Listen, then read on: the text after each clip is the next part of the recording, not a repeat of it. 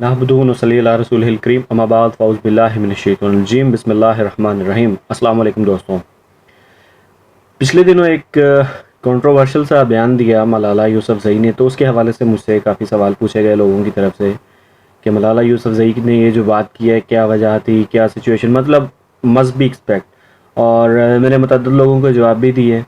پھر میں نے سوچا کہ یار اس کے اوپر ایک ویڈیو بھی بنا دی جائے اور تمام دوستوں کو اسی طرح بتایا جائے اور اس کے ساتھ باقی لوگوں کو بھی اویئر کیا جائے۔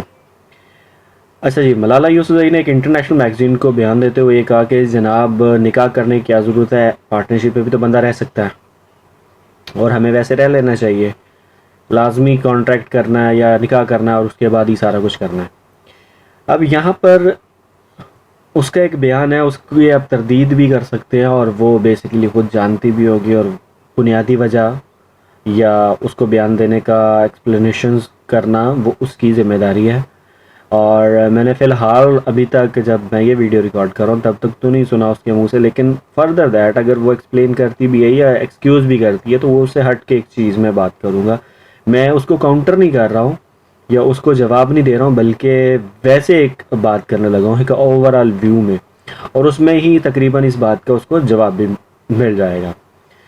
جب مجھے یہ سوال پوچھا گیا اور کہا گیا کہ بھائی اس کے بارے میں آپ کا کیا خیال ہے اور آپ اس کے بارے میں کیا سوچتے ہو، تو میں نے جو ان کو جو بات کی یا میں نے جو ایک چیز سمجھی، میں نے اس میں یہ بات کرتا ہوں کہ دیکھیں، جب ملالہ یوسفزئی والا یہ سارا انسیڈنٹ ہوا اور اس کو اٹھا کر اتنا ہائپ کریٹ کی گئی، پھر اس کو نوبل انعام تک دیا گیا، آپ پہلے اس کا ایک تھوڑا سا بیک گراؤنڈ کا نا، تھوڑا سا نیوٹرل وینیو پہ کھڑے ہو کر اور ایک ایسی جگہ پر کھڑے ہو کے جس میں باعث نہیں ہو نہ انٹرنیشنل کمیونٹی کے حوالے سے اور نہ اپنی نیشنل، تو ایک ذرا ویو لیں تو اس میں آپ کو پتہ چلے گا کہ ایک وہ ایسی سوسائٹی سے اس کو آئی ہے جہاں پر مذہبی لوگوں کے خلاف یا یوں کہہ لیں کہ مذہب کے خلاف اور بیسک جو دین اسلام امت محمدیہ صلی اللہ علیہ وسلم سے اگینسٹ لڑ کر آئی ہے، وہ مخالف سمت میں شو آف کیا گیا۔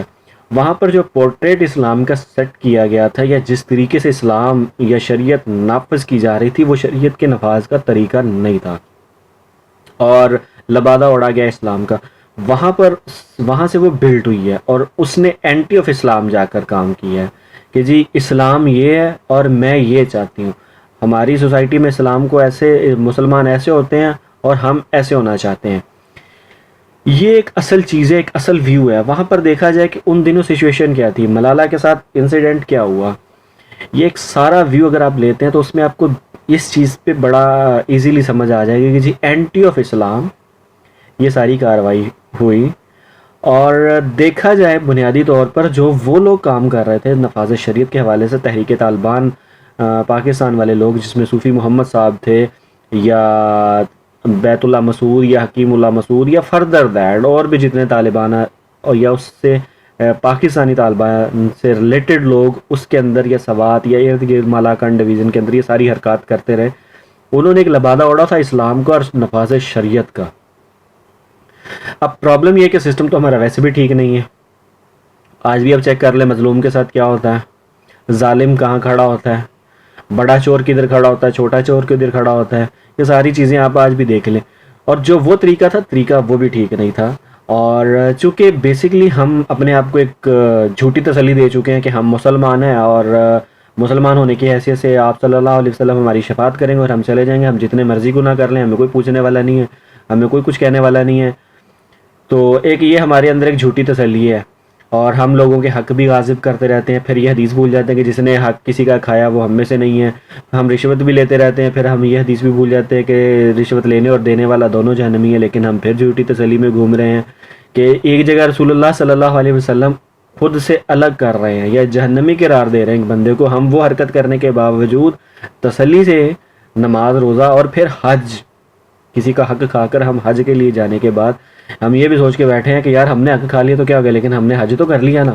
اور یہ بھی ایک ہمارے علماء کرام کی کیٹیگری ہے جس نے ان کو اس چیز میں فعال کروایا ہے، کوئی مسئلہ نہیں، تسی چوری کر لی ہے، تسی ڈکیتی کر لی ہے، تسی رشوت لے لی تو کوئی مسئلہ نہیں، تسی حج کر آؤ، تہاڑا جڑا حج کیتا وہ تو نیک ہے نا، تسی بے شک چوری دے پیسے نہیں کیتا ہے۔ یہ میں فیکچول بات بتا رہا ہوں جو میں نے خود سنی ہوئی ہیں، پڑھی ہوئی ہیں، اور میرا ایک ویسے بھی مذہبی بیک گراؤنڈ بھی ہے، تو میں اسی حوالے سے ایک بات کر رہا ہوں کہ یہاں پر یہ چیز پائی جاتی ہے۔ اب جب ایک ایسا معاشرہ ہے ہمارے اندر اور اس میں پھر ایک سختی والا عنصر آ جاتا ہے کہ جی برقع لازمی پہننا ہے، آپ نے داڑھی آپ نے لازمی رکھنی ہے، 5 وقت کی نماز کے لیے آپ نے تکبیر اولا کے ساتھ لازماً کھڑے ہونا ہے، دین میں سختی پائی جاتی ہے۔ اور ایک جگہ میں نے بڑے نرم گو انسان علامہ ثاقب رضا مصطفی صاحب کا بھی یہ بیان سنا تھا کہ وہ کہتے ہیں جی دین میں آنے سے پہلے سختی نہیں ہے، دین میں آنے کے بعد سختی ہے۔ میں پھر حیران رہ گیا تھا، میں نے کہا علامہ صاحب آپ کو پتہ نہیں ڈگری کس نے دے دی ہے، آپ نے دین پڑھا ہی نہیں ہے، پھر آپ بڑے نرم کو انسان ہے تو آپ کو کم سے کم اس نرمی کے ساتھ دینی نرمی بھی دیکھنی چاہیے تھی کہ اللہ تعالیٰ نے ایک جگہ اگر کہا ہے نا کہ 5 وقت کی آپ نے نماز پڑھنی ہے تو اس میں پھر اللہ تعالیٰ نے کتنی سپیس دی ہوئی ہے۔ سفر میں ہے تو قضا کر لیں، بیمار ہیں تو آدھی پڑھ لیں، جلدی میں ہے تو آدھی پڑھ لیں، بیمار ہے تو لیٹ کر پڑھ لیں، کتنی اللہ تعالیٰ نے سپیس دی ہوئی، اور آپ نے کہا کہ دین میں آنے کے بعد سختی ہے۔ اللہ اکبر، اللہ تعالیٰ آپ کو تھوڑی سی سمجھ دے اور تھوڑا سا علم بھی دے۔ میں تو یہی کہوں گا، بات چیز کا پڑھنا اور ہوتا ہے، اس پر اس کو حاصل کرنا اور اس سے شعور لینا کچھ اور ہوتا ہے۔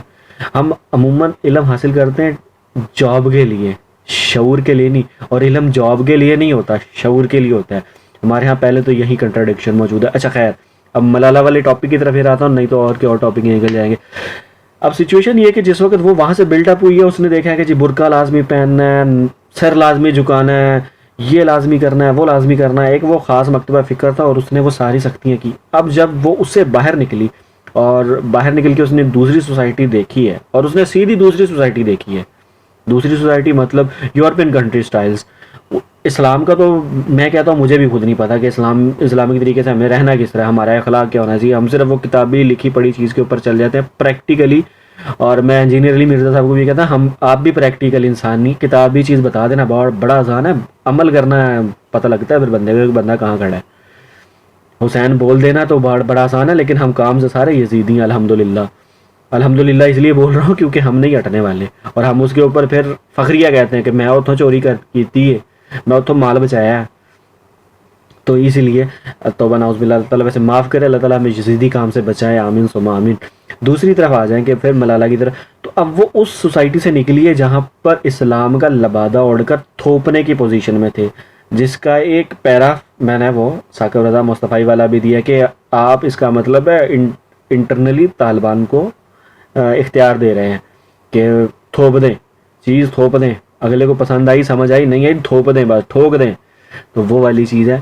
تو دوسرا نیریٹو جب اس کے پاس گیا، اس نے دیکھا انٹرنیشنل سوسائٹی، اس نے کہا یہ والا معاشرہ تو بڑا زبردست ہے۔ اب دونوں کے اندر گیپ ہے، یہ بھی غلط وہ بھی غلط۔ جو میانہ رویہ آپ صلی اللہ علیہ وسلم کا فرمان ہے درمیان میں رہیں، دونوں طرف سے دیکھ کر چلیں، تو سیم یہاں پر بھی ایسے ہی ہے۔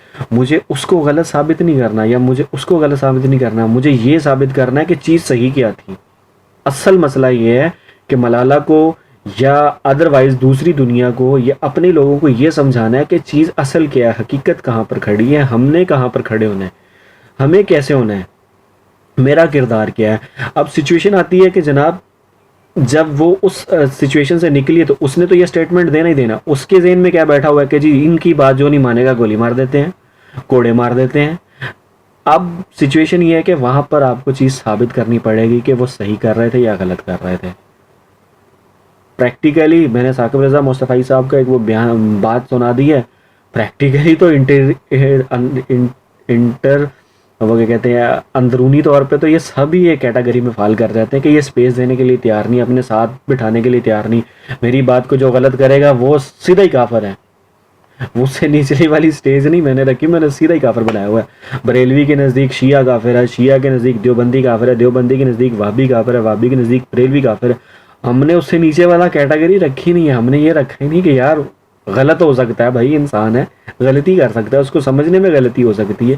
تو یہ والی جو سچویشن تھی نا، یہ والا جو آپ کا سسٹم تھا نا، اب صحابہ کے درمیان کیا اختلاف نہیں ہوا سارٹ آؤٹ نہیں ہوا، سارٹ آؤٹ بھی ہوا، طریقہ تھا ہر چیز کا۔ ہمارے ہاں وہ سسٹم موجود ہی نہیں ہے، ہم دوسرے کی غلطی کو یا دوسرے کے بیان کو سننا ہی نہیں چاہتے، ہم کہتے ہیں بس جو ہم نے بول دیا آخر ہے اور یہاں پر ختم ہے۔ اب ہمیں یہاں ثابت یہ کرنا ہے کہ جناب آپ جب نکاح کے لیے کسی لڑکی کو تیار کرتے ہو نا، تو لڑکی کا ماننا ضروری ہے۔ پارٹنرشپ کے حوالے سے وہ اس طرح بات کر رہی تھی، یا وہ جس طرح بھی بات کر رہی تھی کہ لڑکی کا راضی ہونا شامل ہے، عورتوں کے رائٹس یا مینز کے رائٹ ہونا لازمی ہے.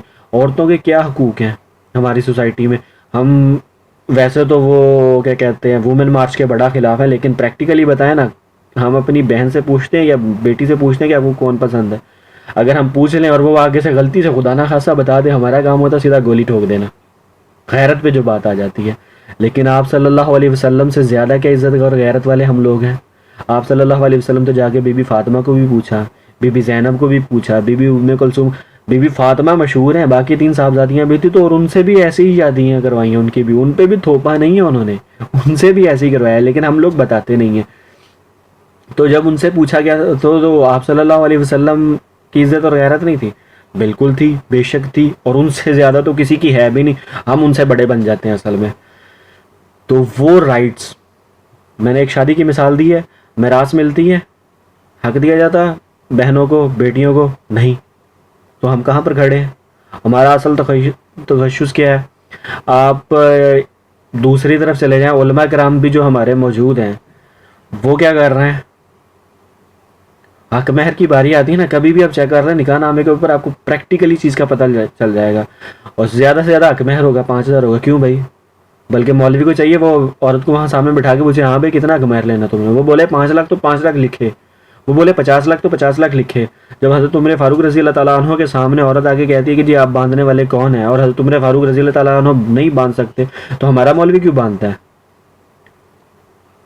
ہم تو عورت کو پسند کی شادی اس کی پسند کا ولی تک سلیکٹ کرنے نہیں دیتے ہیں. جو پریکٹیکلی فیز ہے، آپ جب اسلام کو نافذ کریں گے نا اپنی سوسائٹی میں، آپ جب پریکٹیکلی اس چیز کو دکھائیں گے تو ملالہ کو بھی جواب مل جائے گا اور صوفی محمد کو بھی جواب مل جائے گا کہ اسلام کیا چیز تھی. آپ کو کسی کو بتانے کی ضرورت نہیں ہے، آپ کو کرنے کی، سب مسلمان ہیں، سب کلمہ گو ہیں، پریکٹیکلی امپلیمنٹ کریں، آپ کو پتہ چل جائے گا. میں نکاح کی افادیت کے اوپر اس لیے زیادہ بات کر رہا ہوں کہ اس چیز سے آپ کو پتہ چلے. پھر اس کے بعد عورت کو جو پاور ملتی ہے، اسٹرینتھ ملتی ہے اپنے خامن کے ساتھ کھڑے ہو کر، وہ چیز، وہ حقوق سیکیور ہوتی ہے. ہمارے ہاں کیا ہوتا ہے، ایک تو جوائنٹ فیملی سسٹم ہوتا ہے، جاتے ہی جی ساس کے پیروں میں بیٹھ جاؤ. کیوں بھائی؟ کون سی شریعت میں لکھا ہے یہ شریعت، میں کیا لفظ بولوں، لفظ غلط بول جاؤں گا پھر غصے میں. شریعت محمدی کے اندر ساس کی خدمت عورت پہ فرض نہیں ہے، وہ اپنے خامد کی اور اپنے بچوں کی کرے گی. خامد کا کام ہے اپنی جا کے ماں باپ کی خدمت کرے، وہ ماں باپ کو پوچھنے کے لیے تیار نہیں ہوتا. پریکٹیکلی جو سی چیز ہے. دوسری طرف آ جائیں تو بہویں بھی ویسے تو کوئی خاص اتنی اچھی نہیں ہوتی، لیکن ایک پریکٹیکلی ویز میں چل رہا ہوں. پھر اس کے بعد آ جائیں، کتنے ہم عورتوں کے حقوق پورے کر رہے ہوتے ہیں، کم سے کم ہم عورت کو کیا دے رہے ہوتے ہیں. آپ جب امپلیمنٹ کریں گے آپ کو ضرورت ہی نہیں پڑے گی کسی کو کہنے کی. اسی طرح جس وقت اس نے وہ سٹیٹمنٹ دیا وہ غلط ہے، یا اس نے سٹیٹمنٹ غلط دیا یا صحیح دیا ہے، وہ ایک الگ میٹر ہے، وہ جانے. آپ یہ بتائیں آپ کہاں پر کھڑے ہیں؟ جتنے بھی علامہ صاحب نے جواب دیا، آپ بتائیں نا کتنے حق مل رہے ہیں نکاح کے بعد. نکاح کے دوران میں نہیں آپ کو پتا ہوتا کہ آپ کس کا نکاح پڑھا رہے ہیں، آپ کو پتہ ہی نہیں ہوتا کہ آپ کس کا نکاح پڑھا رہے ہیں، کس سے پڑھا رہے ہیں، آپ کو بندے کا ہی نہیں پتا ہوتا. آپ نکاح پڑھاتے ہیں، مٹھائی کھاتے ہیں، کھانا کھاتے ہیں، اٹھ کے چلے جاتے ہیں. حق مہر اس کی پسند کا نہیں ہوتا، بندہ اس کی پسند کا نہیں ہوتا جس سے نکاح ہو رہا ہوتا ہے.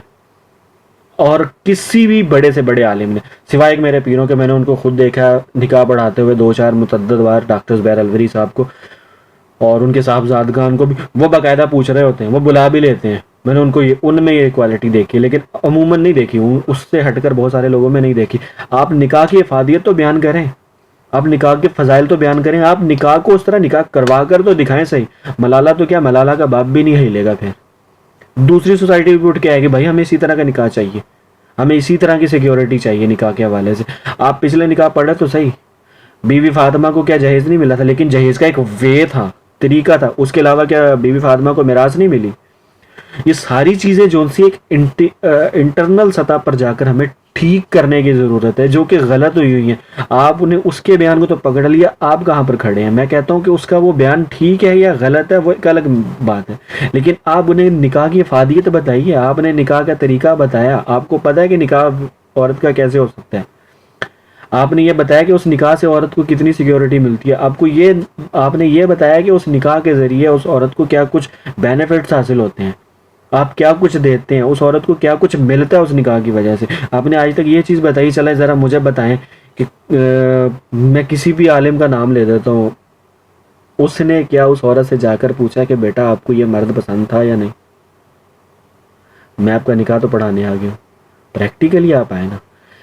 جب آپ نے سچویشن ایسی کریٹ کر دی جہاں سے وہ ملالہ اٹھ کر آئی ہے, جس حالات سے وہ اٹھ کر آئی ہے, آپ نے سچویشن ایسی کریٹ کر دی ہے کہ ہر چیز اس کے اوپر تھوپی جا رہی ہے, تو پھر آپ کو سننے کے لیے تیار ہونا چاہیے, سننے کے لیے تیار ہونا چاہیے کہ وہ ایسے فکرے بولے گی. اس کے اندر سے ایمان ختم کر دیا گیا, اس کے اندر سے ایمان کو چھین لیا گیا, اور اس کا گنہگار کون ہے؟ ہم لوگ ہیں, ہمارا کردار ہے. ہم بولتے ہی نہیں, یار میں نے بول دیا تو وہ تو بڑے لوگ ہیں, وہ مجھے مار دیں گے, وہ ایسے کر دیں گے. ہمارا تو جو مسجد کا مولوی ہے وہ سلیکٹ ہوتے ہوئے یہ شرائط رکھی جاتی ہے, آپ نے یہاں پر بیٹھ کر یہ بات نہیں کرنی, آپ نے اس کو نہیں گھسنے دینا مسجد میں, آپ نے اس کا جنازہ نہیں پڑھانا. میرے خود محلے کی بات ہے کہ مسئلے کے فقہ جعفریہ سے ایک بندہ تعلق رکھتا تھا, اس کی والدہ کی ڈیتھ ہوئی تو فقہ حنفی والے مولوی نے جا کے جنازہ پڑھانے سے انکار کر دیا تھا. آپ کیا تاثر دے رہے ہیں وہاں پر یہ چیز کر کر؟ آپ یہ حرکت کر کے کیا تاثر دے رہے ہیں؟ آپ کیا ثابت کرنا چاہ رہے ہیں اس سے؟ جب آپ ایسی حرکات کریں گے تو پھر ایسے ہی سٹیٹمنٹ نکلیں گے. آپ نے دین کا جو اصل تخصص تھا وہ آپ نے برباد کر کے رکھ دیا ہے. ہمارے علماء کرام سے آپ ایک سے دوسرا سوال پوچھ لیں, ان کی توہین ہو جاتی ہے. ان سے اگر تیسرا سوال پوچھ لیں تو پھر وہ توہین صحابہ یا توہین اہل بیت یا توہین رسالت یا توہین اسلام کے کھاتے میں ڈال کے رکھ دیتے ہیں. جہالیت کی انتہا ہو چکی ہے اسلام سے ریلیٹڈ لوگوں کی. سود حلال ہے, نماز کی ٹائمنگ آپ ذرا چیک کر لیں مسجدوں میں جا کے, وہ کہاں پر کھڑی ہوئی ہے. سود میں بول رہے ہیں لیکن خود بھی اسی چیز پر عمل کر رہے ہیں کہ جی سود حرام ہے, لیکن اپنے لیے حلال رکھا ہوا ہے, خود پیسے انویسٹ کیے ہوئے ہیں اس چیز کے اندر. پھر جو چوری چکاری ہوتی ہے, مرید یا آپ کا مقتدی یا علامہ صاحب کا یا کیا کہتے ہیں ذاکر کو پیسے دینے والے, کبھی ذاکر نے کبھی پوچھا ہے یا کبھی کسی علامہ نے پوچھا بھائی آپ یہ پیسے جو کما کے لے کے آئے وہ حرام کے تھے حلال کے تھے؟ کبھی انویسٹیگیٹ کی ہے کہ میں جس مجلس پہ جا رہا ہوں وہ لوگ پیسے حلال کی کر رہے ہیں یا حرام کی کر رہے ہیں, یا جو سا میں سیمینار اٹینڈ کر رہا ہوں یا جس محفل میلاد میں بیٹھ رہا ہوں وہ حلال کی تھی یا حرام کی تھی؟ کبھی انویسٹیگیٹ کی ہے؟ جا کے کھڑے ہو کے تقریر کر کے آ گئے, آپ کو تو جی اتنے پیسے مل رہے ہیں بس دیٹ سیٹ گل ختم, آپ کو تو پروٹوکول مل رہا ہے جی دیٹ سیٹ گل ختم, میرے پاس اتنے مرید اکٹھے ہو گئے ہیں بات ختم.